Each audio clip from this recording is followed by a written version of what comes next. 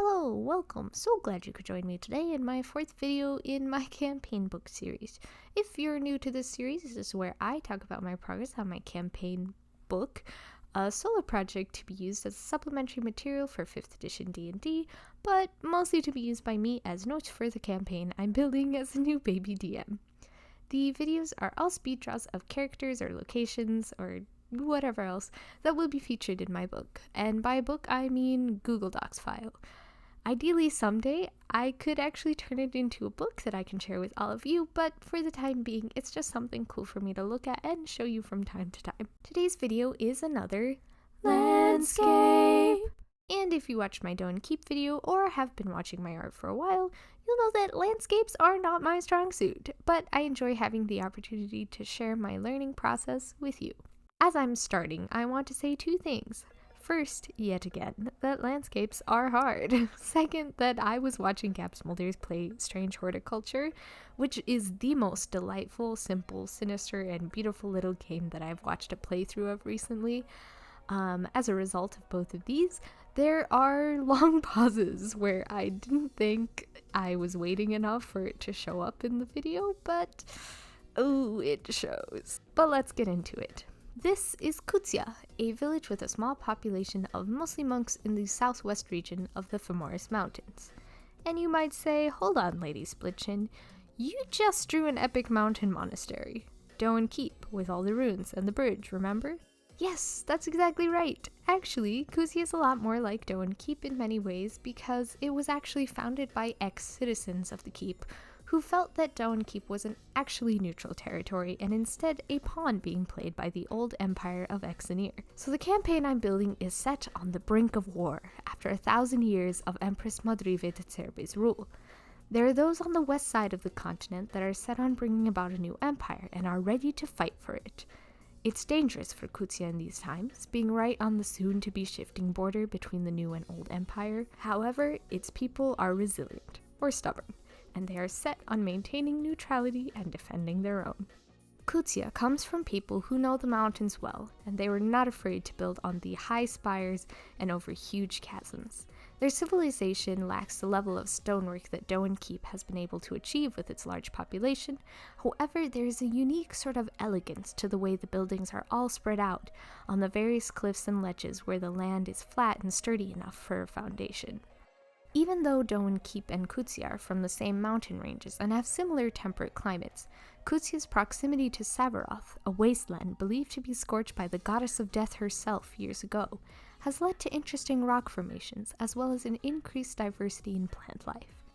The spires and deep caverns, as well as Kutzia's fearlessness to navigate and build on them, are signature to Kutzia's location.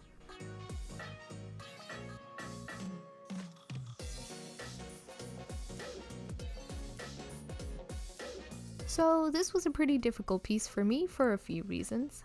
Besides me constantly reminding you that drawing landscapes does not come naturally to me, Kutzia was in a city that I had known would be included from the beginning of the campaign, and was something that was actually added later.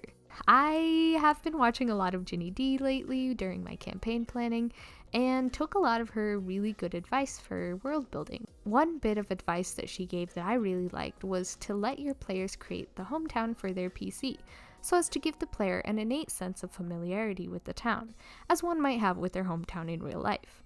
Kutzia was created by my husband, who is the only person who I've asked and has agreed to be in my campaign.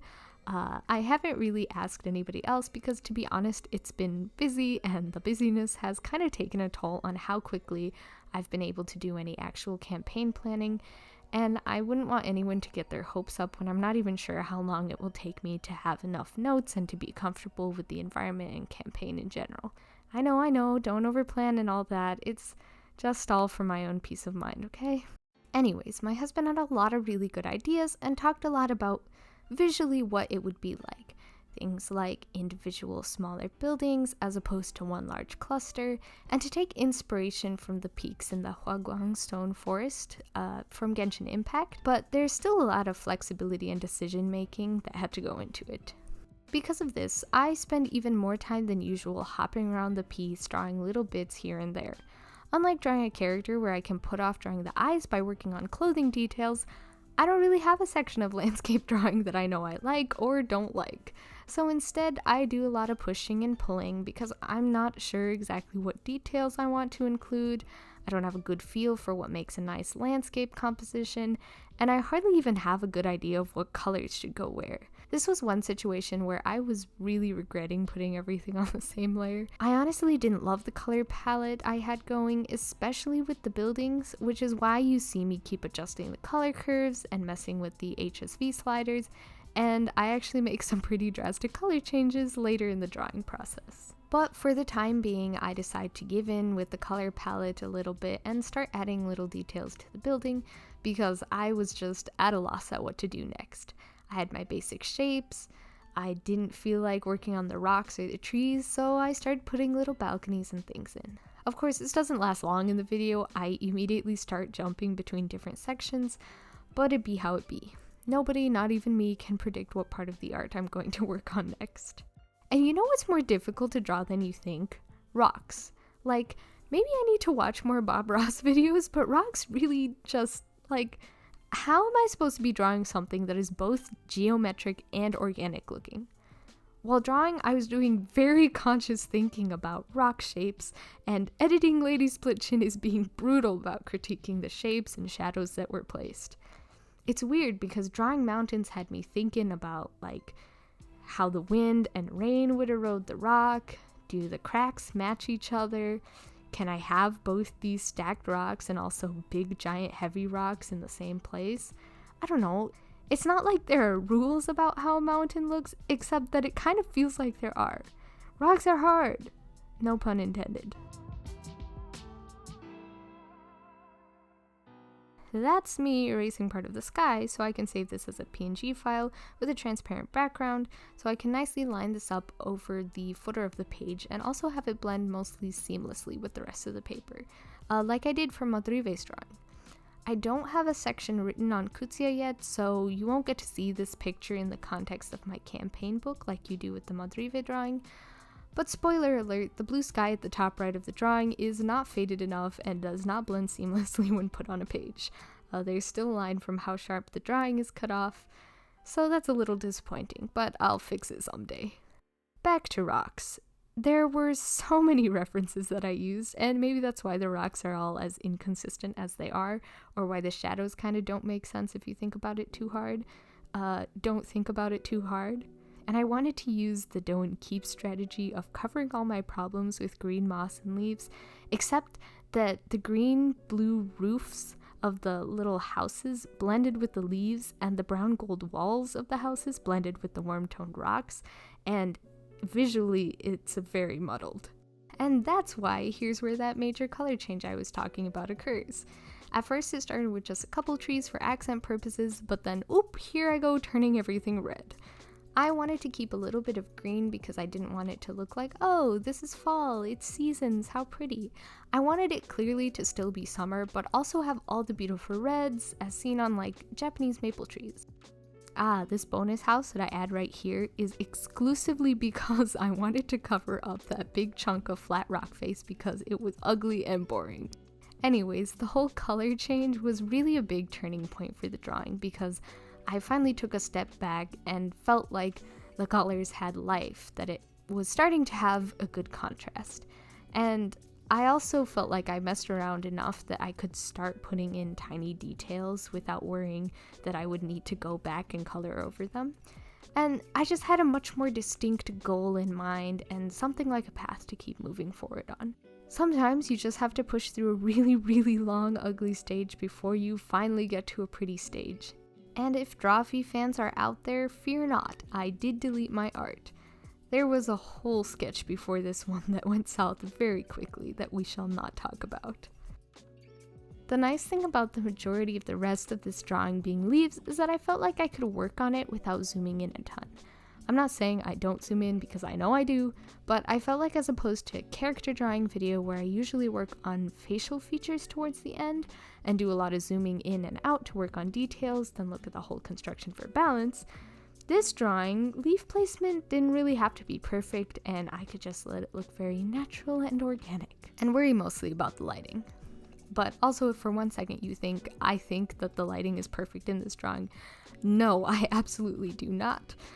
Next time I'm not drawing a landscape that is in the mountains because me and rocks do not vibe at this moment. Although, on the other hand, if I'm not going to be drawing sparsely populated mountain towns and rocks, I'm going to be drawing cities that are full of talented artificers, cathedral-like wizard schools, or just a big giant tree. And I don't know if I'm quite up to that yet. I am vaguely intrigued by the idea of drawing some, spoiler alert, underground dungeons and ruins. But again, rocks.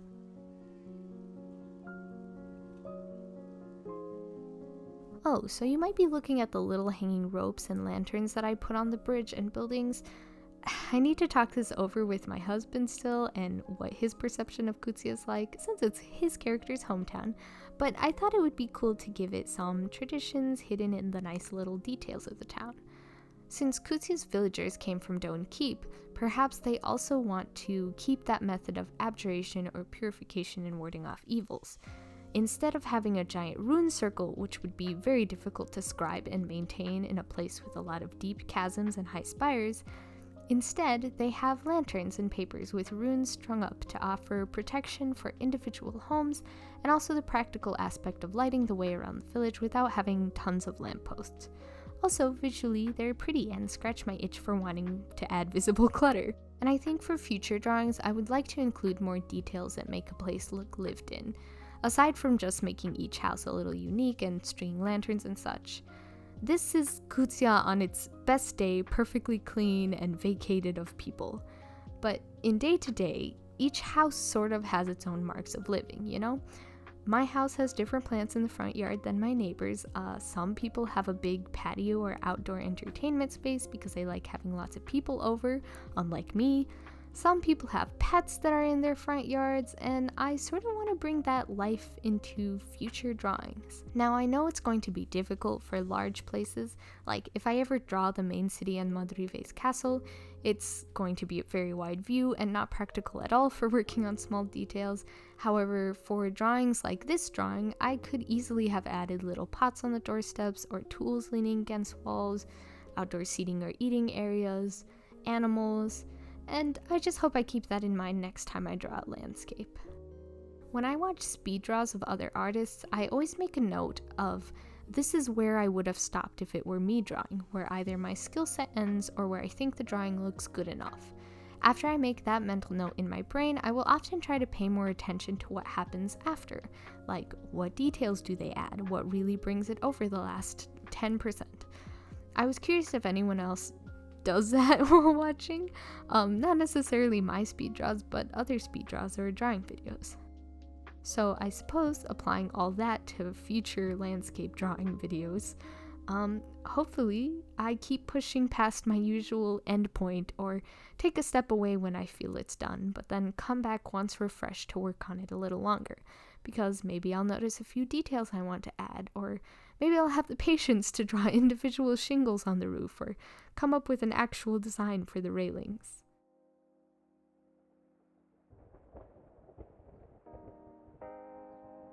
Before we get to the big reveal, I just wanted to say, for whatever reason you're here at my channel, I am very grateful for you and your support.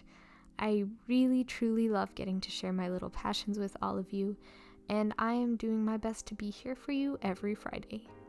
You watching my videos, liking, sharing, subscribing, whatever it is, it all helps to make sure I keep putting out these videos with reasonable assurance that someone out there is enjoying my ramblings. And that genuinely really means a lot to me. You have no idea. It sparks joy. And here's the final drawing of Kutzia. What a journey from flat and matchy-matchy colors to this very vibrant and lively scene. I think this is probably one of my favorite landscape pieces that I've ever done. Granted, I've not done very many, but as this one joins the collection, hopefully I just keep improving from here. Also, my husband was super excited when I showed him the end result, and he said it matched very close to what he was envisioning, and considering that it's his character's hometown, that's enough for me. Now I feel weird, because I already said all my thank you for watching stuff before the end, maybe next time I shouldn't do this out of order. This just kind of feels wrong. But I just wanted to make sure that all the thank yous didn't get lost at the end when you're already bored of watching the final drawing screen. I don't know. Well, the next few months are going to be very busy for me, and I'm going to do my best to have enough content to have ready to be uploaded beforehand. If I don't have enough, I apologize in advance. If I do have enough and the videos are short and unusual, I also apologize in advance. But what the future will hold at this point, who knows? Not me.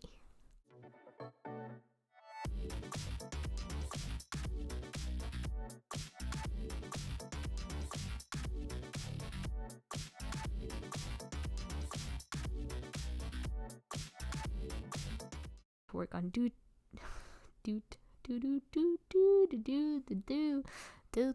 the donuts.